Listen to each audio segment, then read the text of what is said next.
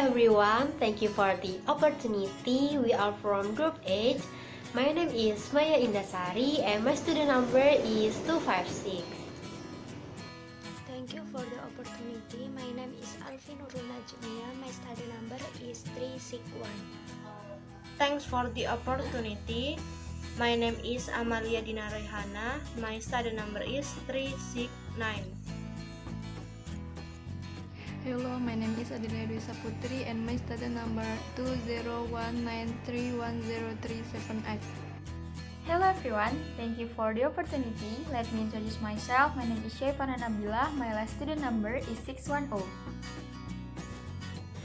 Okay, so what is investment? So investment made by investor in various business fields that are open to investment aimed at making a profit. Okay, this time we will learn three kinds of investment. There are debt investment, amortized, debt investment, fair value, and equity investment. Next, I will explain about amortized debt investment. This measure is used when the investment debt is held for collection. Say a company buys 100,000 bonds, then the company will record the investment in present value. We know that these debit investment are discount bonds, so using the amortization table, it is necessary to emphasize that debt investment is not always deferred. Debt investment can be credited if the bond is at a premium. At the end of the accounting period, investor will make adjustment, and on 1st January, the company will record interest income. Assume the company sell the investment, then calculate the gain or loss on sale. And after getting the gain on sale of bond, we enter the gain in the journal. Then debt investment for value. This measurement is used if the debt investment is not to be held until maturity. However, the investment is traded or known as trading debt investment.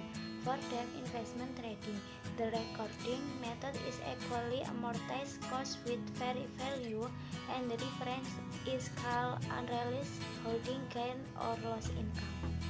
For example, there is a similar example at the previous amortized cost of 100,000 bond. The company will record the investment with the sum journal, receive the sum interest, and record the sum adjusting entry. Journal amortized cost and fair value are the same. The difference between amortized and its fair value, that is the unrealized gain or loss at this point, is the gain, because fair value is greater than the amortized cost. Then the journal is the fair value adjustment on the debit and the gain on the credit. Fair value adjustment accounts are not displayed on SOFP. However, it will increase the value of investment in SOFP. Unrealized holding gain or loss income accounts will be displayed in the income statement and will be closed at the end of the period. Meanwhile, fair value adjustment are not closed but are adjusted every period. Fair value option. The company has the option to report a portion of its financial asset at fair value. This option is available when the first process or incurs financial obligation that are generally held for collection. If fair value option are exercised, this option must remain exercised until maturity or ownership expires. Okay, next fair value option. The company has the option to report a portion of its financial asset and fair value. This option is available when the first process or it creates a financial liability and is generally a hold for collection. If the fair value option is exercised, this option must remain exercised until maturity or ownership expires. Example, the company buys a hold for collection bond for 5 years. On as of December 31, 2017, the bond amortization amount to Rp2 016 and was filed the value on the sum that was ADR 2019. If the company chose fair value to account for this investment, the adjusting entry is Debt investment in debt and unrealized holding, change or loss income in credit. Why debit investment?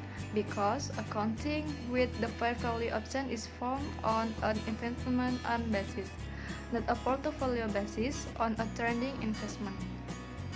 Now, in stock investing, there are two categories in stock investing. The first 20% is insignificant, 20% until 50% significant, and 50% has control of ownership. Holding of less than 20% trending income. Number 1, the company record its equity. Investment of fair value. Number 2, record unrealized gain or loss on net income. Number 3, the investor receives income only when the investor declares cash dividend, but now from the net invest income. Holding less than 20% non-trending. Number 1, the company record its equity investment and fair value. Number 2, record unrealized gain or loss on other comprehensive income. Number 3, investors get profit only from cash dividend, not from the invest net income.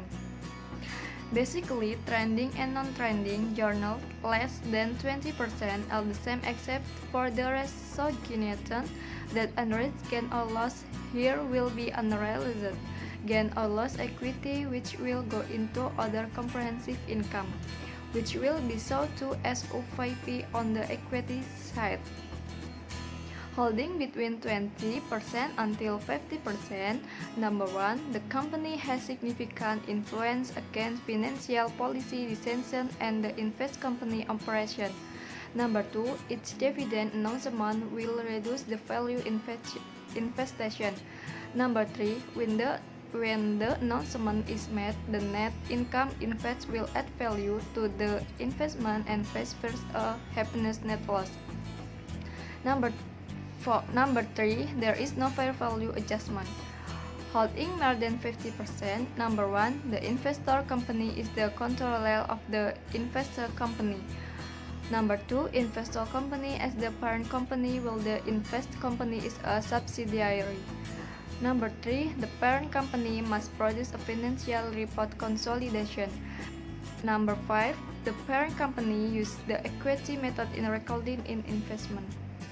Now, in stock investing, there are two categories in stock investing. The first 20% is insignificant, 20% until 50% significant, and 50% has control of owner.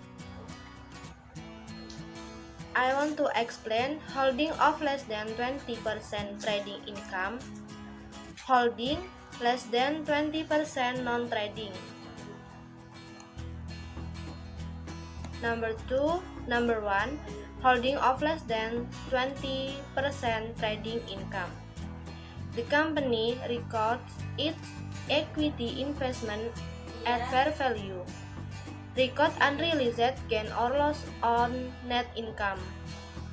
The investor receives income only when the investee declares cash dividend, but not the investee's net income. Next, holding less than 20% non-trading, or OCI. The company records its equity investment at fair value. Record unrealized gain or loss on other comprehensive income, OCI. Investors benefit only from the cash dividend, not the investee's net income. Basically, all journals on trading and non-trading less than 20% are the same, except and admission.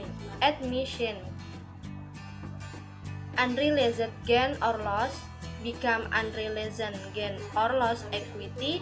Input the other comprehensive income, then experts on the equity side as OFP. Thank you. Okay, I will continue our presentation.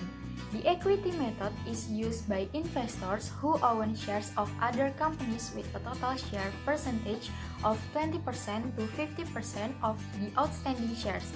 This method is also used by investors who own 20% of the outstanding shares, but it can affect the companies whose shares are owned. Equity method is a method for recording investment in shares by recording investment at their cost. At the end of each accounting period, this cost of goods is changed according to the share of profit or loss accrued by the company whose shares are owned. Dividends received from these shares are recorded as reducing the balance of the investment account in shares. The investor's share of profit or loss is recorded as profit or loss for the financial year concerned. And then this method is used by investors who own shares of other companies that account for more than 50% of the outstanding shares. Through this method, the parent company financial statements must be consolidated with the subsidiary company financial statement. Okay, the conclusion of our presentation today is to obtain fresh capital, companies can conduct an IPO on the stock exchange. Listing of company shares on the stock exchange carried out with planning and accurate calculations as well as a good long-term strategy will improve the company's performance. Therefore, before selling the company's share to the public, do it wisely and with full calculations and accurate analysis.